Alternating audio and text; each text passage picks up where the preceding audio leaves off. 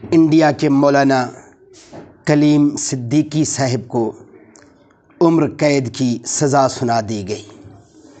ان کا قصور کیا تھا اور ان پر جو الزام لگایا گیا کہ یہ لوگوں کو پیسے دے کر مسلمان کرتے ہیں، کیسی عجیب بات ہے۔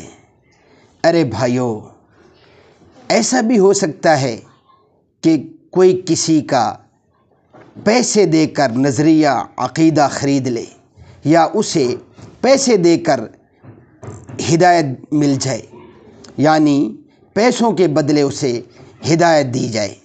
بھائیو، ہدایت کے بارے میں اللہ قرآن میں کیا فرماتے ہیں؟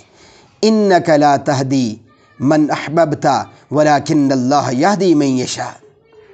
کہ میرے پیارے نبی پاک صلی اللہ علیہ وسلم، ہدایت میرے اختیار میں ہے، آپ صلی اللہ علیہ وسلم کے اختیار میں نہیں ہے کہ آپ صلی اللہ علیہ وسلم جسے پسند فرمائیں گے اسے ہدایت مل جائے گی، ایسا ممکن ہی نہیں ہے۔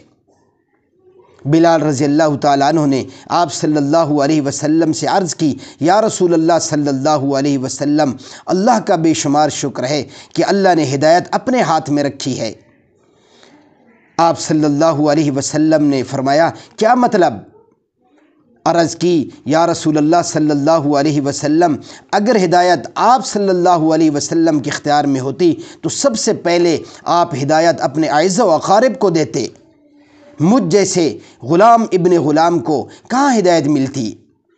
تو اے ارباب اختیار ہندوستان، ہوش کے ناخن لو، کیوں لوگوں سے ان کی زندگیاں چھین رہے ہو؟ کیوں لوگوں پہ ظلم و ستم کر رہے ہو؟